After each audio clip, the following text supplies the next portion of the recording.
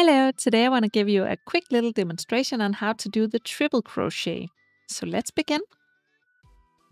So when you want to do the triple crochet, you chain up any number you like and then you add 3 chains at the end. Then when you're working in the chains, you skip the first 3 chains and then begin working from the 4th chain. For the triple crochet, we yarn over twice. Then we count 1, 2, 3, 4. Then we insert the hook in the 4th chain. So we have 4 loops on your hook. Then you yarn over and pull through 1. Then yarn over, pull through 2. Then yarn over, pull through 2. And then yarn over, pull through 2. And then you have your first triple crochet. In the next chain, again a triple crochet. So you yarn over twice. Then you insert the hook in the next chain and you have 4 loops on your hook. Then you yarn over and pull through.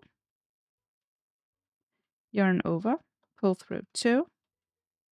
Yarn over, pull through 2. And yarn over, pull through 2. We will make another one. Yarn over twice. Insert the hook in the next chain. Yarn over, pull through 1. Yarn over, pull through 2. Yarn over, pull through 2. And yarn over, pull through 2. So you see these very tall stitches? I will complete this row and then I will show you how we turn. And this is how the first row looks. When we want to turn, we chain 3. So yarn over, pull through 3 times. And then we turn the work. And then we skip the first 3 chains we just did. And then we start working from the 4th stitch. And again, yarn over twice. Then insert the hook through the 4th stitch from your hook. Then yarn over once and pull through 1. Then yarn over, pull through 2.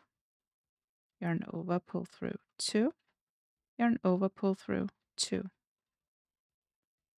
In the next one, yarn over twice, insert your hook, and do your triple crochet just the same as before.